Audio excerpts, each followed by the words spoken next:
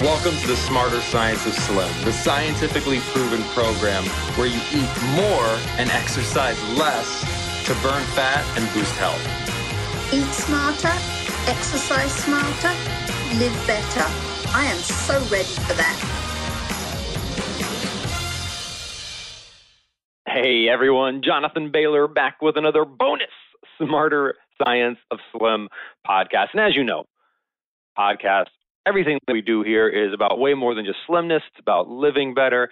It's about maximizing our potential and doing that with science, because science has a lot of good stuff to offer. And today's guest is no stranger to that approach. He's been doing it for a really, really long time, done some really cool work in the field, the psychological realm, published many, many books, two of which you are probably the most familiar with are Awaken Your Strongest Self, Break Free of Stress, Inner Conflict, and Self-Sabotage, as well as The Now Habit, a strategic program for overcoming procrastination and enjoying guilt-free play. He is a licensed psychologist, trainer, and has done a bunch of work all over the world. We're talking Smithsonian Institute, Stanford University. He's got things published in Psychology Today, the New England Journal of Medicine, all kinds of good stuff, and he keeps it light. So I like that. Dr. Neil Fiore, welcome to the show. Thank you very much, Jonathan. It's a pleasure to be here. Well, Neil, can you, for the listeners who are not familiar with your work and your mission, can you tell us a bit about that? Well, my mission is to make people less afraid of life and to fully experience their inner talents and to be able to express them and feel more fulfilled in life. Because I work in my coaching and in my webinars with people who are talented and many are very successful, but they feel stuck. They're not living a full life. So I want to lessen people's fears, lessen people's stress, and have them feel more fulfilled in their life, but also just using more of their brain cells, more of their right brain and left brain working together. Neil, what I really like about your work is you contribute in an academic capacity to a field which has a lot of, let's say, less than academic gurus out there. So what can we do? I know all of us want to live better. We want to avoid self-sabotage. How do we delineate the approaches that are rooted in science from the approaches that are rooted in something else? Well, that is a rough question. A lot of it is going to have to be, your own gut feeling about things, and it does take a little bit of homework. These days, you get on Google and you can check some things out. You can also go to NIH, the National Institutes of Health. You can check things out pretty quickly. And I just would be really careful about spending a lot of money buying supplements and so on before coordinating things and checking things out. But a lot of what we do really has to be up to us, and that's the hard part. It's that instead of taking something that is external, what I call looking for an external fix for an internal issue, we really want to make yourself safe with you. You want to act from your prefrontal cortex, that's your human forehead, your human brain, and override your stress response, override your fear, and really make yourself safe with you. One of the things, when I hear people talking about stress, my job is stressful. Of course, the environment is stressful. Life is stressful. We get so much in the media about what's negative. It's creating a lot of fear. Yet the largest stressor is you. What you are saying to yourself, for example, I have coaching clients when I ask them, well, what will happen if, in fact, you lose that account or that job? Or what happens if you don't get what you want? And typically they'll say, I'll make myself miserable. There you have it. You're threatening yourself. So if you would ask me one thing that someone could do today, and that is create a contract with yourself that says, regardless of what happens today, I will not beat you up. Regardless of what happens today, I am choosing my attitude. Regardless of what other people think, I'm on your side. Regardless of my scores, my success, my failure, your worth is safe with me. And it's a dialogue because you are operating from your higher brain. That's what Awaken Your Strongest Self is about. It's operating from your human brain, located typically in your forehead. The human brain is the last thing on the planet. That's the place of choice, the ability to choose how you will behave rather than react. Neil, so much of what you said resonates with me on a personal level. And I found in my own life, I know there's research that suggests that people have a bit of a baseline level of happiness, meaning that if they get a car accident, they lose their legs, over time they tend to go back to just the standard level of happiness. If they win the lottery, it doesn't matter. They go back to this baseline level of happiness.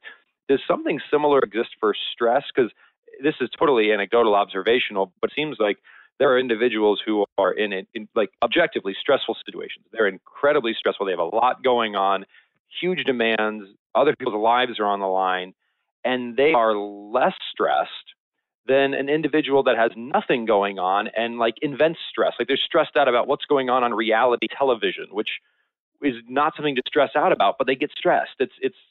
Do we have a baseline or also like a set point level of stress? I don't believe that. No. Because I know that people can learn to shut off the stress response in 10 to 30 seconds by doing a number of different exercises. But primarily, what you're doing in addition to breathing and exhaling, because every time you exhale consciously, you are shifting to the parasympathetic peaceful response instead of the sympathetic stress response, part of your nervous system. And when you sigh, you're exhaling and basically stopping your ego stressing your consciously controlled muscles, and you're allowing the rest of you to take over and work for you, and you're floating down into the chair, floating down into the bed at night, and you're getting your ego out of the way. So the way I do it in my workshops and webinars is I ask people to take their left hand and hold it out at shoulder height and imagine that you're holding a briefcase or a book all week long like that. That part of you is going to get tired, and yet that represents part of you over your left ear that is a bounded sense of identity. It's a very small part, operates as if alone. But when you bring that part in and you connect it with chi or your core, the center of your body, you connect it with your right brain, you connect it with the chair, the floor, the earth, that part of you relaxes. But otherwise it's out there as if operating alone, and that's what we do. And that's what I say in Awaken Your Strongest Self is most of our problems come from operating as if we are a separated ego identity, and most of our solutions come from connecting to a larger sense of self. So it sounds like, if I'm understanding correctly, Dr. Fiore, that we have an amazing amount of control over how we feel, while some things like how tall we are may have a very strong genetic component. Our state right now and long-term emotionally, it sounds like we have a massive amount of control over that. Yes, and it has to do with the issue and the ability to choose. So an animal reacts. An animal has a fear or a need and reacts. A human has the same fears, the same needs, and chooses how to act in a way that's consistent and congruent with her higher values and goals. So I choose to be less stressed today. That means I am saying to my body and to myself, your worth is safe with me. I'm not going out there allowing anyone to evaluate you as a person. You can give me feedback about my work or about my book. I will take the feedback and I'll make my work better, but I will not accept criticism of me as an individual.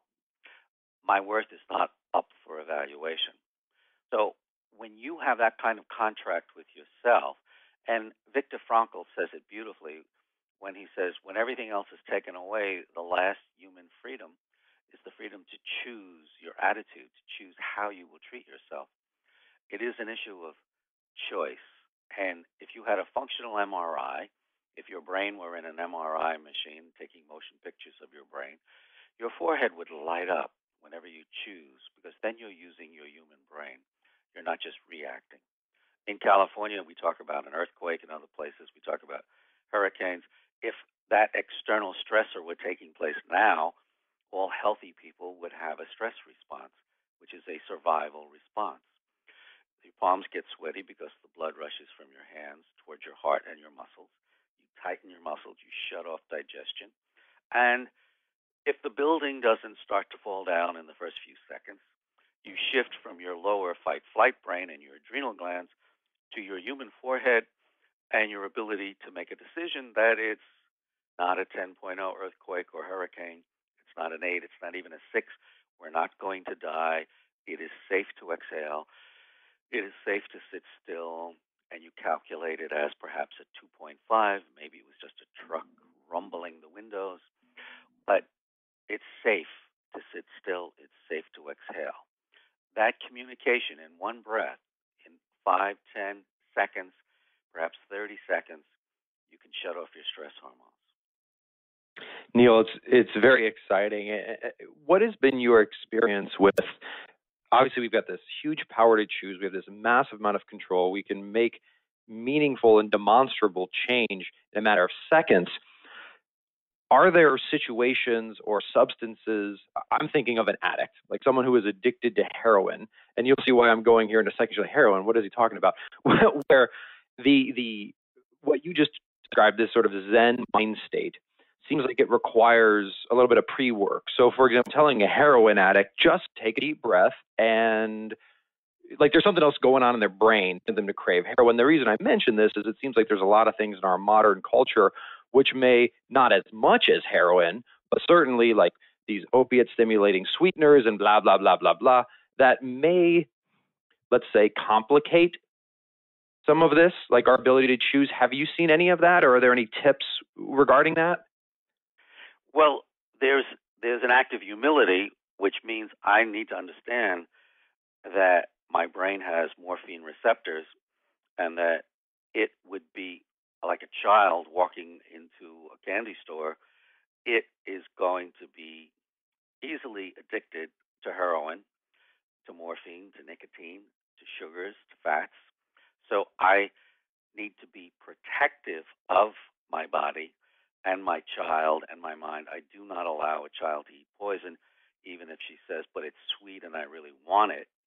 I keep the child out of that store, first off, in all humility. I don't bring a gallon of ice cream home.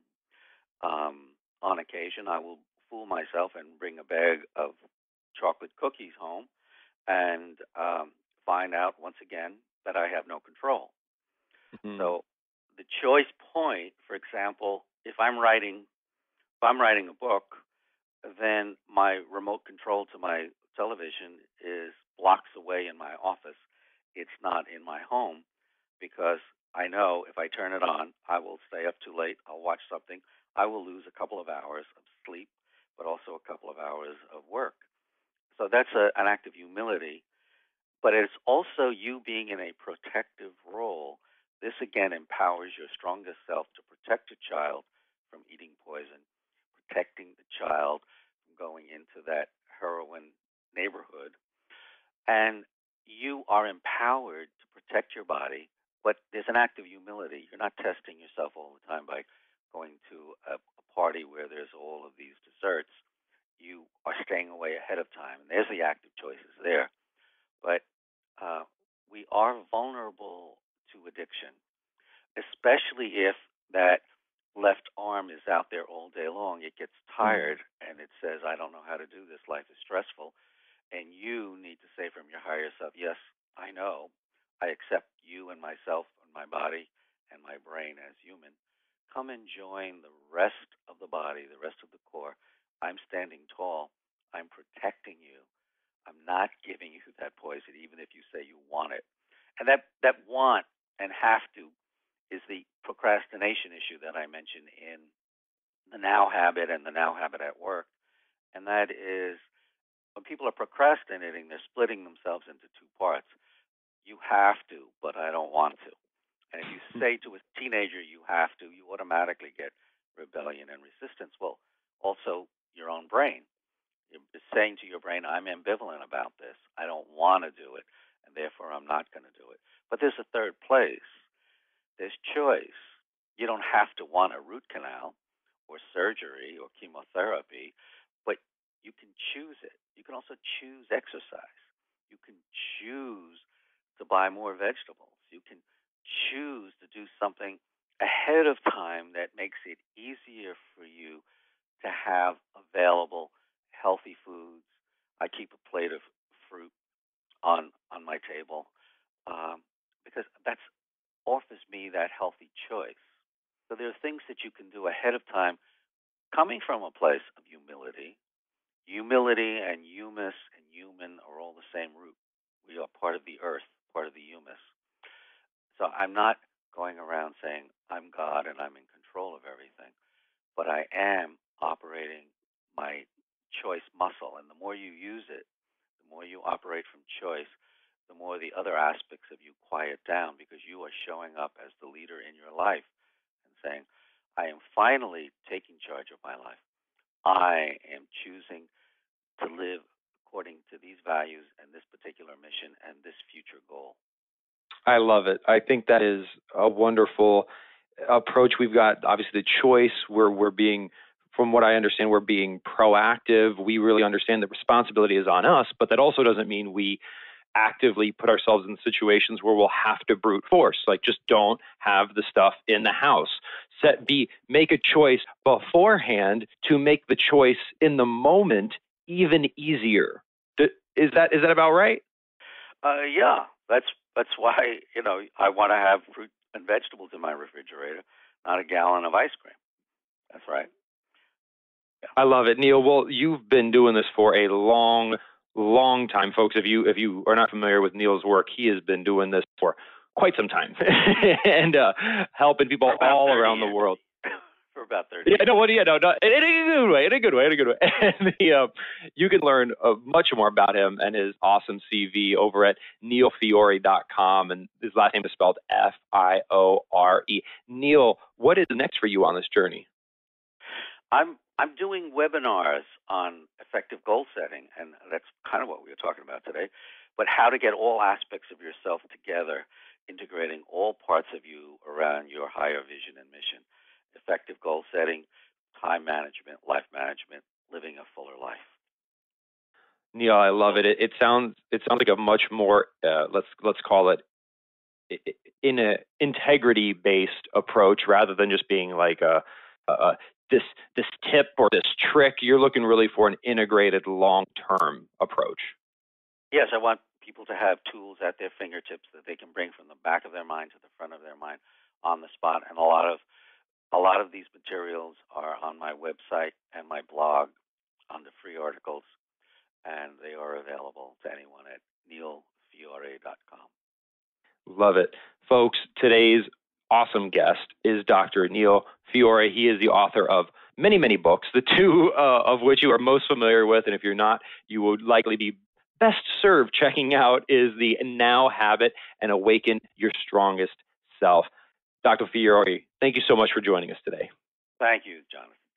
Listeners, I hope you enjoyed this conversation as much as I did, and please remember, this week and every week after, eat smarter, exercise smarter, and live better. Chat with you soon. Wait, don't stop listening yet. You can get fabulous free SANE recipes over at carriebrown.com.